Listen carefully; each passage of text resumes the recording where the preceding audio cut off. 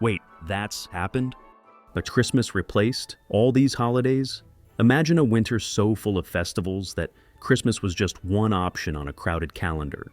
Fires burned, masks were worn, animals were honored, rules were reversed, and entire communities disappeared into days or weeks of ritual chaos. This is a strange but true history story.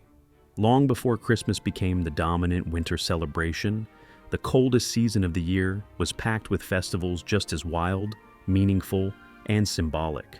Most of them are now forgotten, erased by time, religion, and politics. In ancient Rome, the winter season belonged to Saturnalia. This was not a quiet, candlelit holiday. It was an explosion of noise and misrule. For days in December, social order flipped upside down. Slaves were allowed to mock their masters. Gambling was legal. People wore ridiculous hats and exchanged gifts. Feasting was constant, and public drunkenness was not just tolerated, it was expected.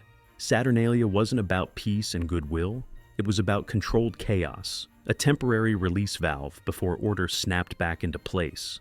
When Christianity spread through the empire, festivals like Saturnalia didn't vanish overnight, but they were slowly absorbed, softened, and rebranded. Some traditions survived, others didn't. Far to the north, winter belonged to Yule. Long before Christmas trees appeared in living rooms, massive Yule logs burned for days, sometimes weeks, symbolizing the sun's rebirth after the longest night of the year. Norse communities sacrificed animals to ensure survival through winter. The dead were believed to walk the earth, and spirits were thought to roam freely. Yule was dark, heavy, and deeply tied to fear of the cold and hunger. When Christianity moved into Scandinavia, Yule was absorbed into Christmas. The name survived in some languages. The meaning did not. In ancient Persia, people gathered for Yalda Night, celebrating the winter solstice with fire, poetry, and red fruits symbolizing life in darkness. Families stayed awake all night to protect themselves from evil forces believed to be strongest during the longest night of the year. Yalda still exists in some form today, but stripped of its older, mystical edge. What was once a night of cosmic anxiety became a quiet family tradition, overshadowed globally by Christmas lights and shopping lists.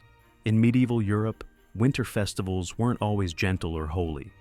In some regions, the Feast of Fools took over churches. Low-ranking clergy dressed as animals, mocked authority, and paraded through streets in absurd costumes. It was offensive, chaotic, and wildly popular. Church leaders tolerated it for a time, believing people needed release. Eventually, tolerance turned into fear. The Feast of Fools was suppressed, banned, and quietly erased. Too much laughter, it turned out, was dangerous. Even in the Americas, long before Christmas arrived with colonists, winter rituals marked survival and renewal. Indigenous nations held ceremonies tied to the moon, the hunt, and the return of light. Some were communal feasts, others were solemn, spiritual, and deeply local. Many were lost entirely through colonization, forced conversion, and cultural destruction. Christmas didn't just replace these festivals, it helped erase them. So, how did Christmas win?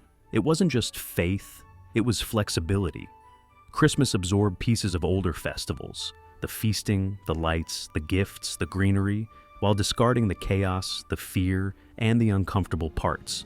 Over time, it became safer, quieter, and easier to market. Kings promoted it, churches controlled it, businesses monetized it. By the time modern Christmas emerged, the competition was already gone. What we're left with today feels timeless, but it isn't. It's a carefully edited survivor of a much wilder past. Beneath the carols and decorations lies a forgotten winter world of fire rituals, role reversals, masked crowds, and nights when people believed the sun itself might not return. Christmas didn't replace those festivals because it was better. It replaced them because it adapted. And the strange truth is that every December, when lights glow against the darkness, we're still echoing traditions from celebrations no one remembers. Holidays that once ruled winter and then quietly vanished.